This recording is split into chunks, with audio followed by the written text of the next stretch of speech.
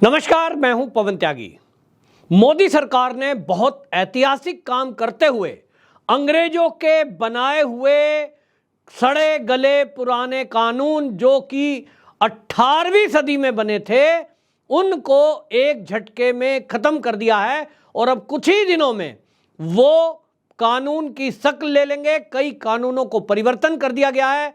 वहीं IPC act को बदलकर भारतीय संहिता कर दिया गया है, यानी इंडिया का नाम भारत कर दिया गया है इन कानूनों में।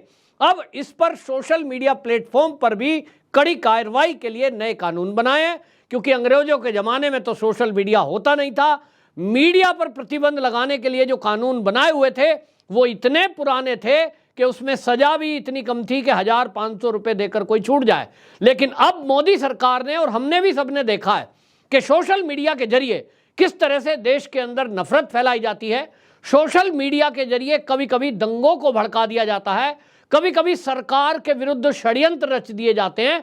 और इसी बात को देखते हुए अब मोदी सरकार ने इन नए कानूनों में जब परिवर्तन किया है तो इसमें सोशल मीडिया प्लेटफॉर्म को भी सख्ती से निपटने के लिए उस दायरे में लाया गया है कि यदि कोई इस समय सोशल मीडिया पर कोई पोस्ट लिखता है, कोई फर्जी न्यूज़ डालता है, धार्मिक उन्माद फैलाता है, दो जातियों के बीच इस तरह की कोई फेक न्यूज़ करता है, कोई बातें करता है जिससे दो जातियों के बीच लड़ाई हो सकती है, इस तरह की चीज़ें जो चल रही हैं खुलेआम, अब इसका एविडेंस यदि किसी ने इकट्ठा किया, कोई भी ऐसी वीडियो किसी ने बनाकर पोस्ट डाली कि मैं फला जात के लिए ऐसा कर दूंगा, मैं फला, तत्काल उस पर एक्शन होगा।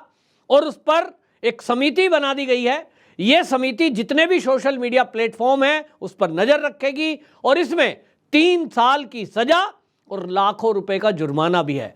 यदि इसमें कोई ऐसा एंगल सामने आ गया कि यह देश के विरुद्ध या सरकार के विरुद्ध कोई षड्यंत्र है, तो ये आपको बता दूं कि ये राष्ट्रद्रोह में भी परिवर्तन हो सकता है। राष्ट्रद्रोह की धाराओं में जो परिवर्तन किया गया है उसमें भी इलेक्ट्रॉनिक एविडेंस को शामिल किया गया है। यानी अभी तक जो आप कभी कभी मौज में घर में बैठे हुए कोई वीडियो बना देते थे, फिर आप फेसबुक पे लाइव आ गए, आप यूट्यूब पे लाइव आ गए, जो मन में आया सो बक दिया, मैं फलाने को देख लूंगा, मैं उसको देख लूंगा, इस तरह की बातें करके आप यदि आप सोच रहे हैं कि आप बच जाएंगे, नया कानून आने के बाद आप समझ लीजिए कि अगर आप कोई मीडिया हाउसेस से हैं, कोई आप न्यूज़ चैनल चलाते हैं, कोई आप अपने आप में स्तंभ लिखते हैं, चाहे वो नेशनल मीडिया हो या सोशल मीडिया, अब आप समझिए कि पीआईबी जैसी संस्था के आप निगरानी में रहेंगे। फैक्ट चेक सरकार करेगी और उस फैक्ट चेक के लिए बाकायदा सरकार को प्रपोजल दिया गया था। और ये प्रपोजल आपको बता दूं, मेटा और गूगल इन दोनों ने सरकार को प्रपोजल दिया था कि सोशल मीडिया प्लेटफॉर्म पर, चाहे वो फेसबुक हो, इंस्टाग्राम हो, चाहे वो ट्विटर स्पेस हो, इस तरह पर बहुत सारा कंटेंट ऐसा पड़ा हुआ है जो कि फेक न्यूज़ है, वास्तव में हुआ नहीं है। और उसकी वजह से कई बार धार्मिक दंगे होते हैं, जातीय दंगे होते हैं।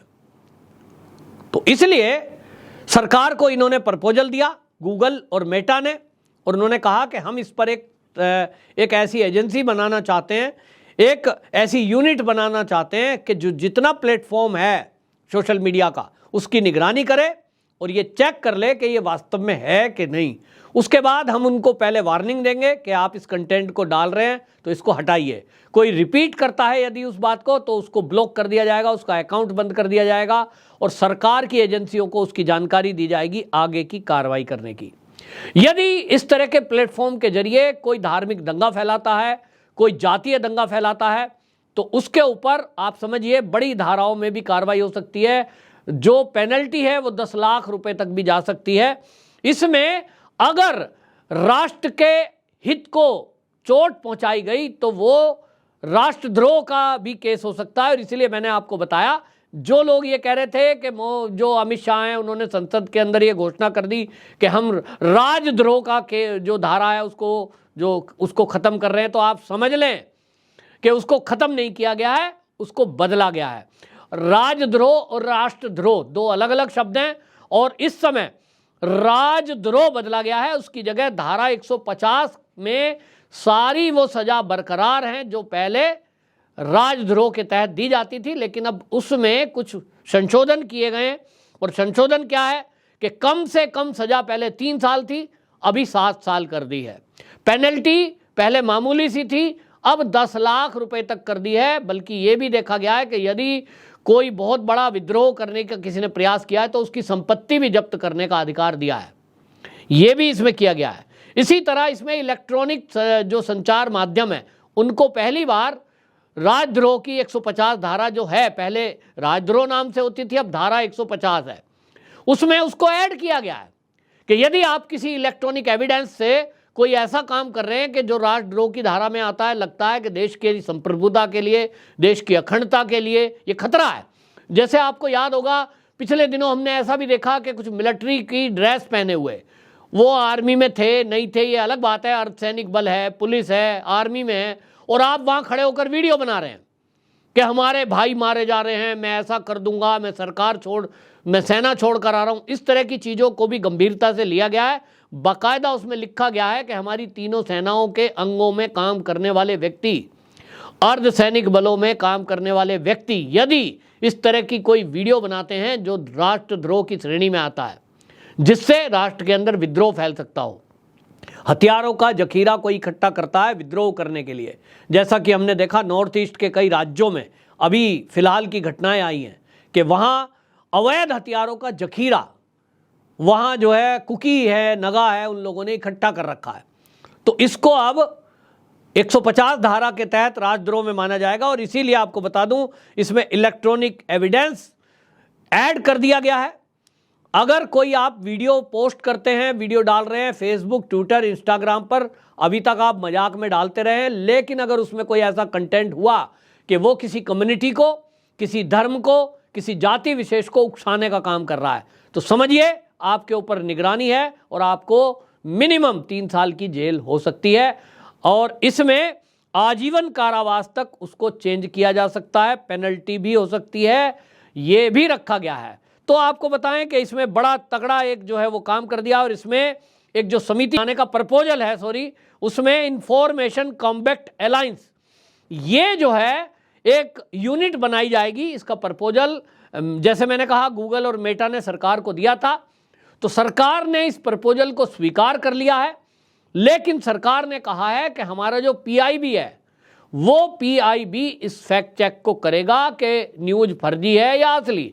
फिर वो कंप्लेंट है इंफॉर्मेशन कॉम्बैट अलायंस, उसको दिया जाएगा कि आप इस पर कार्रवाई करें।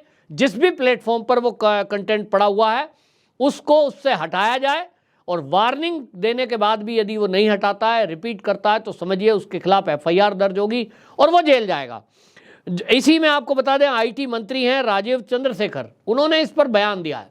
उन्होंने कहा कि हमने जो है ये प्रपोजल जो आए थे कि भाई एक इस तरह की यूनिट बना दी जाए, तो उस यूनिट को ये कंपनी वाले जो हैं सोशल मीडिया प्लेटफॉर्म ये अपनी तरफ से बनाएं, लेकिन हम सरकार की तरफ से पीआईबी पहले से इस काम को कर रही है, और अब पीआईबी की यूनिट है उस पीआईबी यूनिट को और विस्तार दिया जाएगा। उसमें कई ऐसे आईटी एक्सपर्टों को उसमें और भर्ती किया जाएगा। उसकी जो यूनिट है उसका विस्तार करके राज्यों तक उसमें कर्मचारियों को भेजा जाएगा। और इसमें पूरी तरह से अब सोशल मीडिया या मीडिया प्लेटफॉर्म हो, ये ध्यान रखा जाएगा कि आप किस तरह का कंटेंट डाल रहे हैं। कहीं किसी विशेष धर्म के लिए आप एक तरफा न्यूज़ तो नहीं कर रहे हैं, किसी एक धर्म का अपमान करने के लिए कोई ऐसी कंटेंट या बातचीत तो नहीं कर रहे हैं, किसी देवी देवता का अपमान जैसी चीज़ें सामने आती थी उस तरह का भी। तो ये सारी चीज़ें इसमें नकली, झूठी और भ्रामक खबर फैलाना अपराध की श्रेणी में रखा है। धार्मिक भावनाओं को भड़काना, जातीय घृणा को भड़काना, ये सब जो है इसमें रख दिया है। और इसमें यह भी कहा है कि आप ब्रेकिंग न्यूज़ करके जो चलाते हैं, बहुत सारे जो लोग लाइव करते हैं, आपने चैनल में देखा होगा, कहेंगे अभी अभी देखिए ब्रेकिंग न्यूज़ आ रही है, फला शहर में दंगा हो गया है और वहाँ ये हो गया है, मंदिर पे हमला हो गया है। इस तरह से ब्रेकिंग न्यूज़ चलाने के लिए सख्त मनाही की गई है।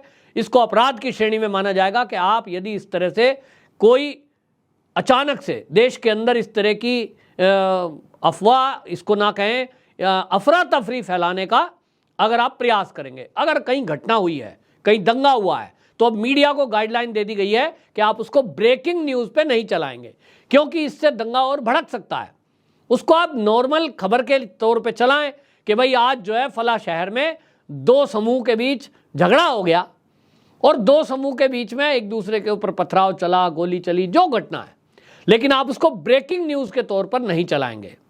इसी तरह अब आपको बताएं, इससे जो लोग ये कह रहे हैं कि ये सोशल मीडिया प्लेटफॉर्म पर पहले ही आईटी एक्ट में बहुत बदलाव किए गए थे, किरण रिजिजू जी उन्होंने हमें बताया था कि भाई इसमें पहले ही बहुत सख्त कानून कर दिया गया है, लेकिन अब आईटी एक्ट की धारा के परिवर्तन के साथ साथ अब इसको जो भारतीय दंड संहिता है उसमें जो परिवर्तन किया है और उसमें जो सजा का प्रावधान किया है आजीवन कारावास तक भी वो चेंज हो सकता है। तो अब न्यूज़ करने वालों को संभल कर न्यूज़ करनी होगी, शब्दों का चयन संभल कर करना होगा और कोई भी ऐसी खबर जिसको आप पुख्ता नहीं कर पा रहे हैं उसको आप बोल नहीं सकते। बोलने के पहले 100 बार सोचना होगा। आपका अकाउंट भी ब्लॉक हो सकता है, सजा भी हो सकती है, जेल भी जाना पड़ सकता है। तो एक तरह से ये अच्छा ही है, क्योंकि अगर कोई फेक न्यूज़ डालता है, मान लीजिए अभी आप मनीष कश्यप का अगर केस देखेंगे, मनीष कश्यप के केस में क्या है कि एक बड़े अखबार ने बिहार के एक खबर छाप दी। अब वो खबर छापने के आधार पर उसने वीडियो बना दी। अगर वो खबर नहीं गलत छपती कि कर्नाटक में किन्हीं के ऊपर, बिहार के लोगों के, प्रवासी मजदूरों के ऊपर हमले हो रहे हैं, तो वो वीडियो भी ना बनती। कारण कौन हुआ? अखबार। लेकिन हमने देखा कि इस मामले में जिस तरह की कार्रवाई हुई उसको लेकर सवाल उठ रहे हैं। तो अब जो फेक न्यूज़ छाप रहा है उस पर भी कार्रवाई होगी और आपकी भी ये जिम्मेदारी बनती है कि आप किसी के द्वारा छापी गई खबर या किसी चैनल पर चलाई गई खबर का पहले आप पीआईबी से वेरीफाई करा लें कि ये खबर ठीक भी है कि नहीं। और उसके बाद भी अगर आपको उसमें ये जो सोशल मीडिया कंपनी है इनकी तरफ से कोई वार्निंग आती है तो इस वार्निंग का ध्यान दिया जाए, तत्काल उस कंटेंट को आप हटाएं, वरना उस कंडीशन में कि जब आप नहीं मानेंगे तो जेल भी हो सकती है। इसी को लेकर रवीश कुमार जैसे पत्रकार अब बौखला गए हैं, क्योंकि इनकी तो अक्सर आदत है कि ये केवल एक तरफा न्यूज़ दिखाते हैं। रवीश कुमार हो, फैक्ट चेकर जुबेर हो, इनको हमने देखा है कि केवल एक कम्युनिटी की बात करेंगे। रवीश कुमार से यदि बात करते हैं कि भाई आप जो है केवल और केवल मोदी सरकार के विरुद्ध या भाजपा की सरकारें जिन राज्यों में, उन्हीं की बातें क्यों उठाते, तो वो कहते हैं मैं तो पत्रकार हूं जी, मेरा काम है सरकार से सवाल पूछना।